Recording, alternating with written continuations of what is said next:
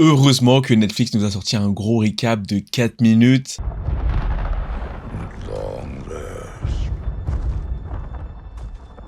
we can begin.